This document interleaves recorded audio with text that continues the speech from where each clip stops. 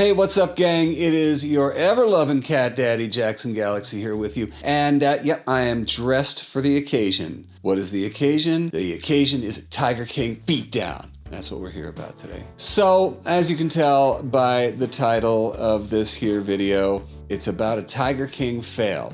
I am not getting in to the muck. Although I do have some muck to rake, but it's not where you might think it is. For those of you who have been living under a rock, which really, honestly, we're all living under a rock right now, and that's part of the success of this here docuseries, because we're home, and in this time of the COVID lockdown, we're watching a heck of a lot more content like this. What could have been just a successful show became something just Kardashian-erific and just absolutely took over. And that, to me, is part of the problem. Tiger King, ostensibly, is a 7-part docuseries about this guy named Joe Exotic.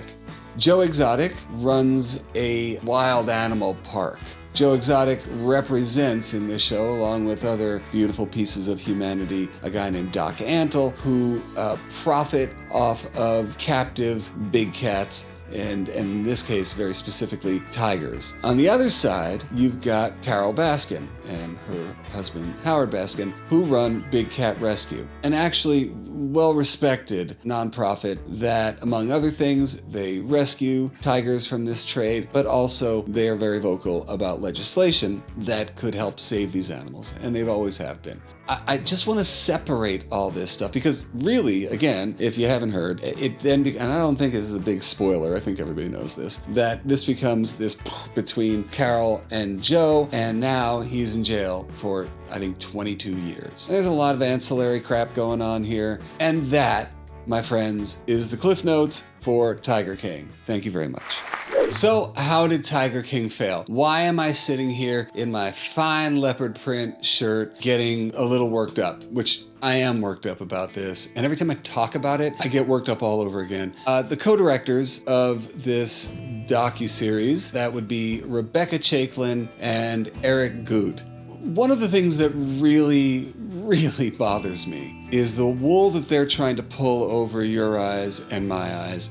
They started this journey in part as a way of exposing the captive tiger trade, and they wanted to tell that story. Along the way, this madness started to unfold in terms of the relationships, who these guys were, their colorful personalities, etc., and they just went along for the ride. Really, folks. I mean, you see what this is, and honestly, the captive tiger trade is just happening, right? Every now and again, that wallpaper comes to life, and then it goes back. You know why? Because Joe Exotic and everyone else are just a slow motion train wreck that you just can't keep your eyes off of.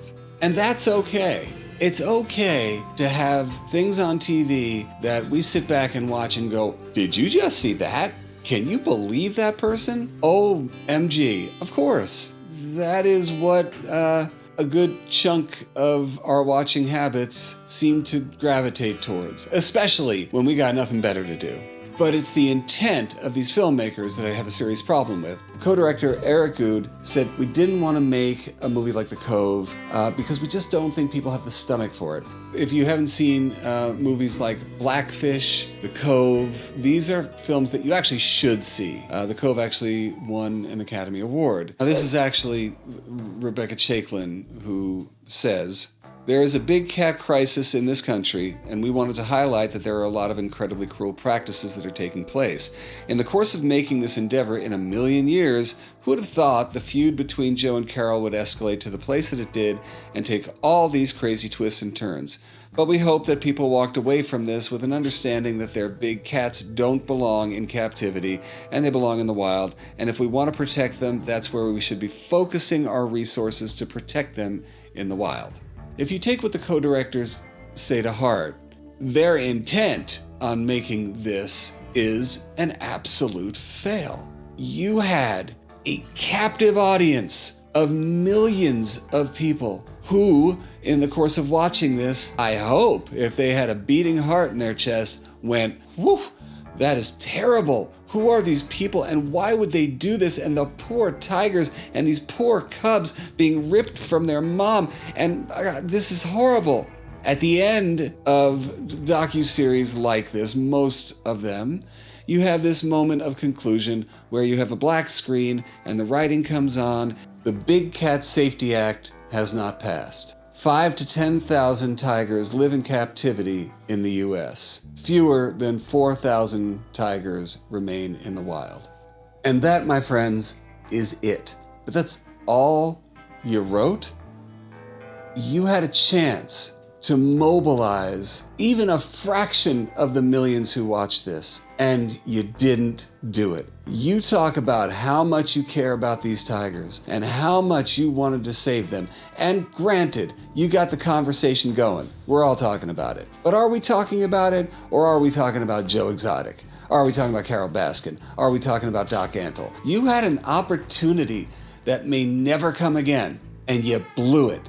And that's all I gotta say. I'm sorry, I got nothing personally against the directors of this thing. All it would have taken was telling us what we can do.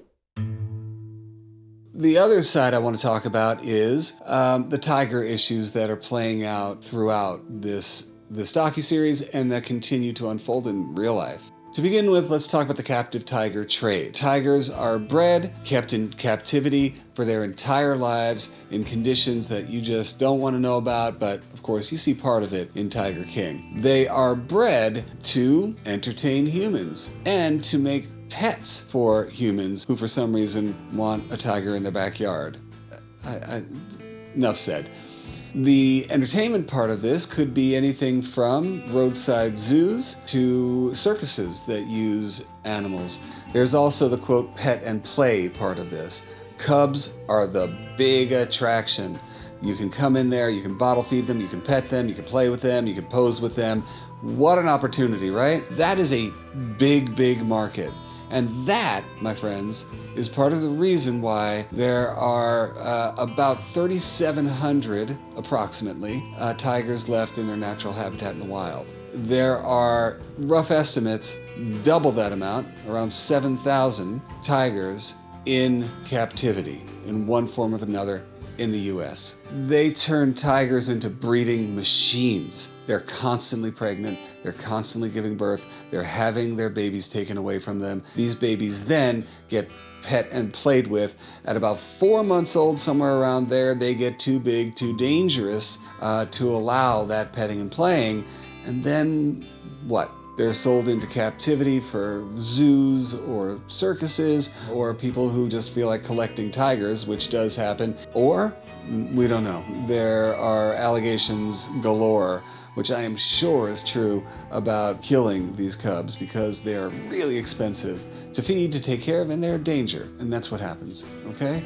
The suffering involved is unbelievable and unconscionable, and it's big money, folks. It's big money. What are the existing laws that protect these big cats? From a federal standpoint, we have the Animal Welfare Act and the Endangered Species Act. The Animal Legal Defense Fund, and I will give you plenty of information about them later, they use laws like this to help them remove tigers from specific situations, but success has been spotty because these laws have incredible holes in them. What is the solution to this? Well, the Big Cat Public Safety Act is, we believe, at least a beginning to the solution. What does the Big Cat Public Safety Act do? It's actually pretty simple. 1, it bans the private possession of big cats. 2, it bans direct public contact with big cat cubs. The fines are huge, and the law will give organizations like ALDF the power to just bring down the hammer. It will shut down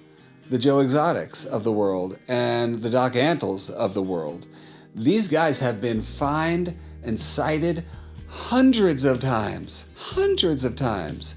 They pay the fines, it's a little road bump, hey, we'll make it up next week. Or they ignore it altogether. The Big Cat Public Safety Act will help. So I've told you where Tiger King has failed, and failed in a large way, in my opinion. I want to give you guys what Tiger King didn't give you, and that is what you can do. You watched all of this dirty laundry, and at the end of it, you could have been told this? I'm telling you. So what can we do? Number one, and this is pretty obvious, boycott it.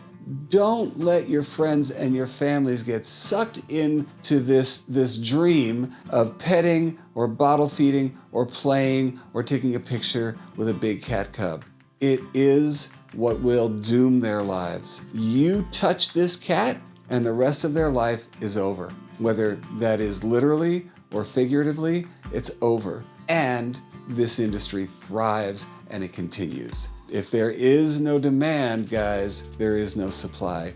So let's dry up that demand. That's number one. Number two, be an active participant, especially when it comes to the Big Cat Public Safety Act. So I'm putting up a link down here, and you can follow that link. If you go to the description, I'll put it there as well. And that's a start. That's a start. You can sign on to the Big Cat Public Safety Act and you can learn how to interact with your local government and your representatives that you have elected, because it's not going to take much to push it into law. And I would love to see what the argument is against it. And I would love for politicians to come to light who oppose this. Let's wait and see how that plays out, but you can be a part of that.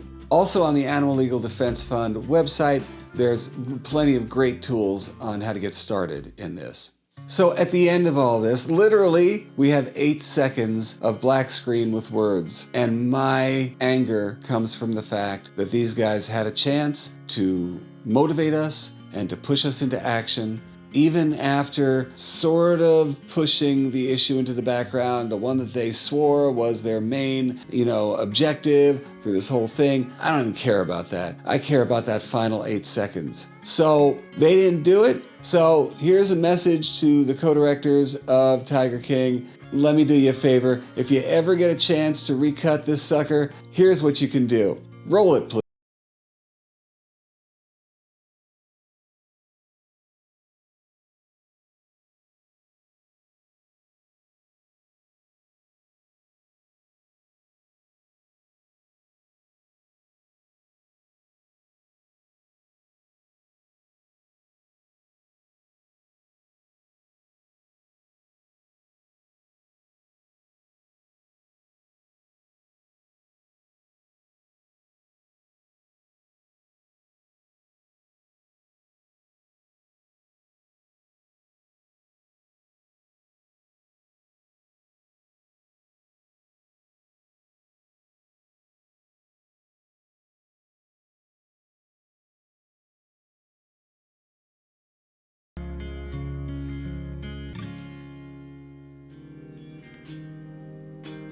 And that's it, my friends. I feel like there was a big fail here in Tiger King, but here's the opportunity. If it wasn't for Tiger King, you know what? I might not be sitting here telling you guys to take action. So there's the takeaway.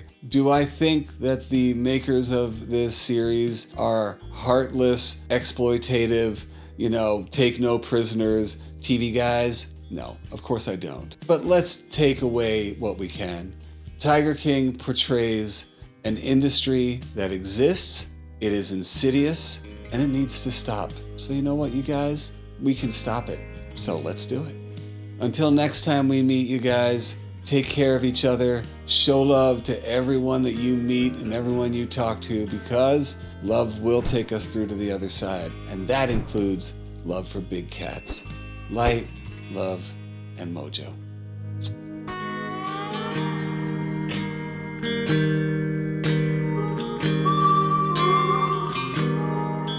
Meow.